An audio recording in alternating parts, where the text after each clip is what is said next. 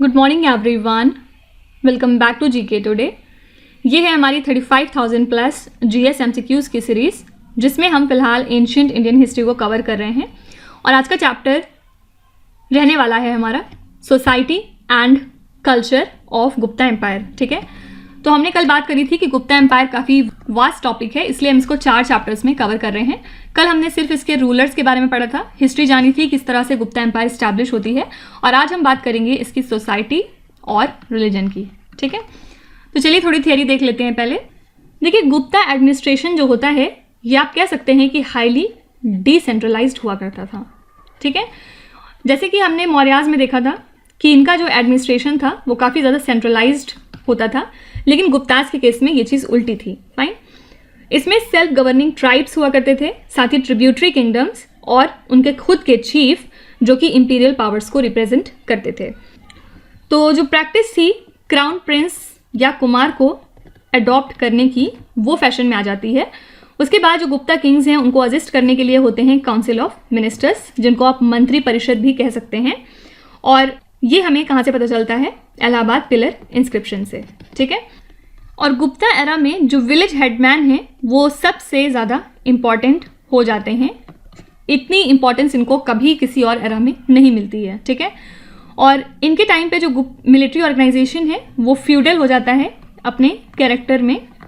दो एम्पायर के पास एक लार्ज स्टैंडिंग आर्मी होती है, और इन्हीं के टाइम पे पहली बार सिविल और क्रिमिनल लॉ देखने को मिलते हैं। मतलब क्लियरली इनको डिफाइन किया जाता है और डिमार्केट किया जाता है। गुप्ता किंग्स प्राइमरली डिपेंड होते हैं लैंड रेवेन्यू के ऊपर, जिसमें इनका हिस्सा होता है 1/4 से लेके 1/6 तक का, जो फार्मर्स प्रोड्यूस करेंगे। और गुप्ता एरा में जो आर्मी है उनको फीड करने का काम लोगों का होता है, जनरल पब्लिक का, जहां कहीं से भी वो पास करेंगे। ठीक है, और इस टैक्स को कहा जाता था सेना भक्त। फाइन, अब अगर थोड़ी सी सोसाइटी हम इनकी देखें तो जो वर्ना सिस्टम है वो मॉडिफाई होने लगता है इनके टाइम पे। साथ ही जो सोशल स्टेटस होता है शूद्रास का, वो काफ़ी ज़्यादा इंप्रूव होने लगता है। और ये एक बहुत इंपॉर्टेंट पॉइंट है, एग्जाम में कई बार पूछा गया है।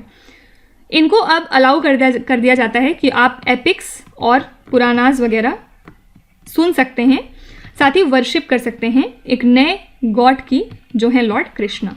ठीक है, एक बुरी चीज़ क्या होती है इनके टाइम पे, जो अनटचबिलिटी की प्रैक्टिस है वो काफ़ी ज़्यादा इंक्रीज होने लगती है। लोग अनटचबिलिटी को काफ़ी ज़्यादा प्रैक्टिस करने लगते हैं, और जो वुमेन की पोजीशन है वो और बदतर होने लगती है। पॉलीगैमी बहुत कॉमन हो जाती है इनके टाइम पे। अर्ली मैरिजेस एडवोकेट किया जाता है, मतलब जल्द से जल्द शादी कराइए। और प्री प्यूबर्टी मैरिजेस के भी हमें केसेस मिले हैं इनके टाइम पे। और फर्स्ट एग्जाम्पल सती का इनके ही टाइम पे अपीयर होता है 510 AD में। ठीक है, मध्य प्रदेश के स्टेट में। और वुमेन को किसी भी तरह की राइट टू प्रॉपर्टी का हक नहीं था, एक्सेप्ट फॉर स्त्री धन in the form of jewellery और गारमेंट्स। ठीक है, और इनके टाइम पे आइडल वर्शिप भी काफ़ी ज़्यादा फेमस होने लगती है। ठीक है, तो ये हो गई कुछ इनकी सोसाइटी और एडमिनिस्ट्रेशन की बात। अब चलिए सीधे हम क्वेश्चन की तरफ चलते हैं। क्वेश्चन देखते हैं, which of the following empire assigned a subcaste to the foreigners? इसमें से कौन सी एम्पायर है जिसने फॉरेनर्स को सबकास्ट असाइन करने का एक नया ट्रेंड शुरू किया था? तो गुप्ता एरा में बहुत सारे फॉरेनर्स एसिमुलेट होते हैं इंडियन सोसाइटी में, और सभी फॉरेनर्स को एक सबकास्ट असाइन की जाती है। ठीक है, तो जो डिफरेंट फॉरेन रूलिंग फैमिलीज हैं प्री गुप्ता पीरियड में, उन्हें सेमी क्षत्रिय स्टेटस दिया गया था। ठीक है, तो ये चीज़ स्टार्ट हुई थी गुप्ता एम्पायर में। Which of the following allowed the absorption of tribal communities into Brahmanical society? तो गुप्ता एरा में जो ब्राह्मणिकल कल्चर है वो एक्सटेंड हो जाता है डिस्टेंट एरियाज में, और बहुत सारी ट्राइबल कम्युनिटीज़ हमारी एसिमुलेट होती हैं into the Brahmanical social structure. ठीक है, जो ट्राइबल हेड्स हैं उनको इंक्लूड किया जाता है एज क्षत्रियस, जो ऑर्डिनरी ट्राइबल हैं उनको स्टेटस दिया जाता है शूद्रास का। फाइन, तो ये भी स्टाइल शुरू हुआ था गुप्ता एम्पायर में। During which of the following period social and economic status of the Shudras improve? किसके टाइम पे जो शूद्रास हैं उनके सोशल और इकोनॉमिक स्टेटस में कुछ इंप्रूवमेंट हमें दिखाई देता है? तो इनका कंडीशन इंप्रूव होता है गुप्ता एरा में। ठीक है, इनके टाइम पे शूद्रास को अलाउ किया जाता है कि आप रामायण या फिर पुराण वगैरह, महाभारत, ये सब सुन सकते हैं, और साथ ही इनको अलाउ किया गया था कि आप कुछ रिचुअल्स भी परफॉर्म कर सकते हैं टेम्पल्स में। During the Gupta period shudras were allowed to worship which of the following gods. इसमें से कौन से गॉड हैं शूद्रास जिनकी पूजा कर सकते थे? तो हमने पढ़ा गुप्ता एरा में शूद्रास का सोशल और इकोनॉमिक स्टेटस इंप्रूव होने लगता है और इनको अलाउ किया जाता है कि आप कुछ डोमेस्टिक रिचुअल्स परफॉर्म कर सकते हैं जो कि पहले इनको मना किए गए थे करने के लिए। और यहाँ तक कि इनको ये भी अलाउ किया जाता है कि आप सिर्फ एक गॉड की पूजा कर सकते हैं, वो है lord Krishna. Which of the following foreign travellers mentions in his memoirs that the chandalas lived outside the village and had to maintain distance from the upper caste. इसमें से कौन से ट्रैवलर हैं जिनकी किताब से हमें ये पता चलता है कि चंडालास विलेज के बाहर रहते थे और उन्हें अपर कास्ट के लोगों से एक प्रॉपर डिस्टेंस बना के रखना होता था? तो ये चाइनीज ट्रैवलर हैं फायान। किसके टाइम पे आए थे? चंद्रगुप्त सेकंड के टाइम पे। इनकी बुक से ही हमें ये चीज़ पता चलती है। चंडालास को बोला गया था कि अगर आप विलेज में किसी काम से आ रहे हैं मार्केट में जाने के लिए या कोई और काम है आपको, तो आप एक वुड का टुकड़ा लेके उसको मारेंगे जिससे कि उस आवाज़ से लोगों को पता चल जाए कि आप विलेज में एंटर कर रहे हैं, तो बाकी लोग आपसे दूर रहें। ठीक है, इससे क्या होगा? जो चंडलास हैं उनको पल्यूटेड माना जाता था। वही सेम अनटचबिलिटी की प्रैक्टिस, अनटचबिलिटी इनके टाइम पे काफ़ी ज़्यादा बुरी हो चुकी थी। Which of the following text mentions that the water touched by an untouchable is seen as unfit for consumption by higher caste? ये चीज़ हमें किसके टेक्स्ट से पता चलती है कि अगर किसी अनटचेबल पर्सन ने वाटर को टच कर लिया तो फिर वो कंज्यूम नहीं कर सकते थे हाई कास्ट के लोग। तो according to the famous text आचारक कोवई, इसमें हमें ये पता चलता है कि अगर वाटर को टच कर लिया किसी अनटचेबल पर्सन ने, जिसको आप पुलैया भी कहते हैं, तो फिर वो अनफिट हो जाएगा कंजम्पशन के पर्पज से हायर कास्ट पीपल के लिए। ठीक है, इसमें ये बात भी मेंशन है कि पुलैया की तरफ देखने भर से ही अपर कास्ट के लोगों का धर्म भ्रष्ट होने लगता था, मतलब वो पल्यूटेड होने लगते थे। ठीक है, तो इस लेवल की इनके अंदर अनटचेबिलिटी की प्रैक्टिस शुरू थी कि आप किसी को देख भर लेंगे तो आप पल्यूटेड हो जाएंगे। ठीक है, तो ये बात हमें कहाँ से पता चलती है? आचारक कोवई से। विच of the following mentions 15 types of slaves? इसमें से किस बुक में हमें स्लेव्स की 15 कैटेगरीज के बारे में पता चलता है? तो रेफरेंसेज ऑफ स्लेव्स हमें मिलते हैं धर्म शास्त्र के टेक्स्ट से एज वेल एज नारद की स्मृति से। स्लेव्स को आप ऐसे कह सकते हैं नॉर्मल टर्म्स में डोमेस्टिक सर्वेंट, और इसमें डिफरेंट तरह के स्लेव्स मौजूद थे। लाइक अगर किसी ने अपना कर्जा नहीं अदा किया तो वो स्लेव बन गया, या फिर अगर कहीं वॉर हुई तो उसके जो प्रिजनर्स लाए गए वो स्लेव्स बन गए, इस तरह से। ठीक है, और बहुत सारी वॉलंटरी इंस्लेवमेंट भी होती थी कि हम स्लेव ही बनना ही चाहते हैं। तो इस तरह से टोटल 15 कैटेगरीज डिफाइंड हैं नारद स्मृति में। During which of the following period Sanskrit was firmly established as the language of royal inscription? किसके एरा में रॉयल इंस्क्रिप्शन में संस्कृत लैंग्वेज का यूज बहुत ज़्यादा होने लगा था? तो गुप्ता एरा में जो कॉन्सोलिडेशन है ब्रह्मानिकल आइडियोलॉजी का, वो होता है as temple based sectarian cults, और इस टाइम पे संस्कृत फर्मली स्टैब्लिश हो जाती है as the language of the royal inscription.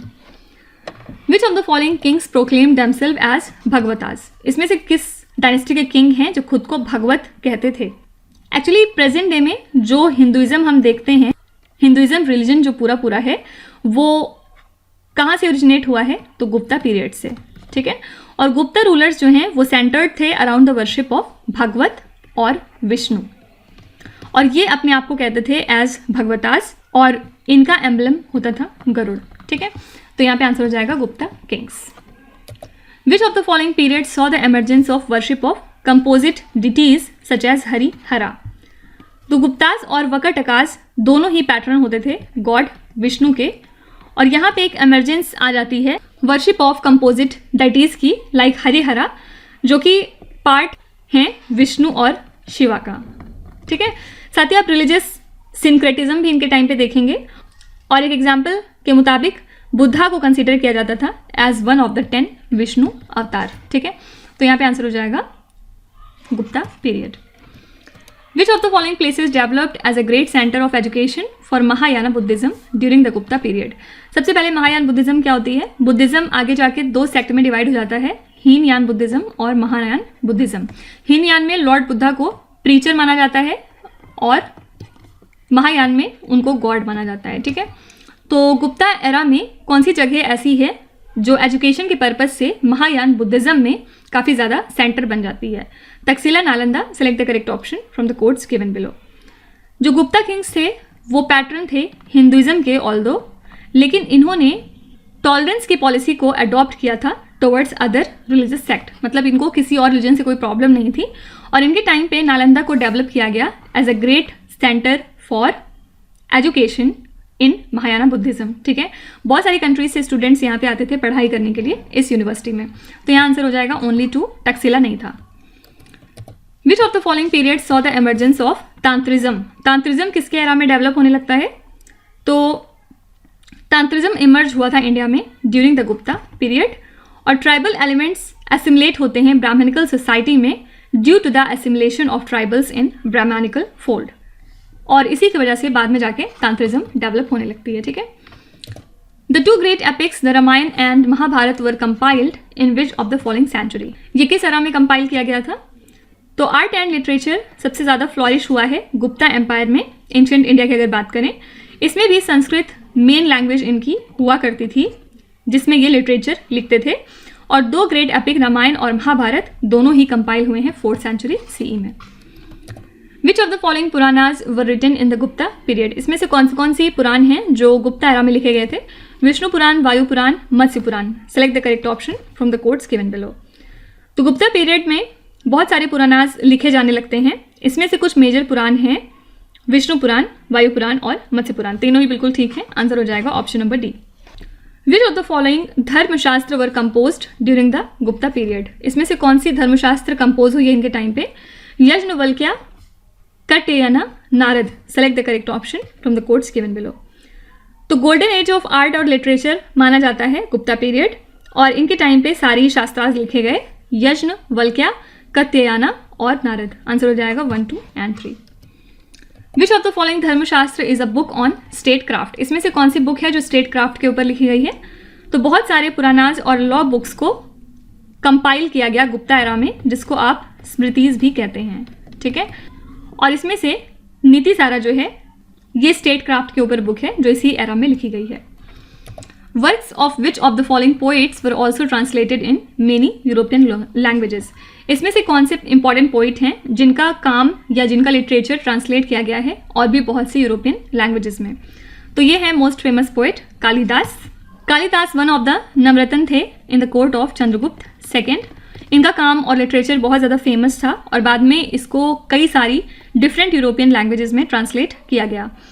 Which of the following are the works of Kalidasa? इसमें से कौन सी बुक इनकी है? मेघदूत, अभिज्ञान शकुंतलम, मृच कटिकम।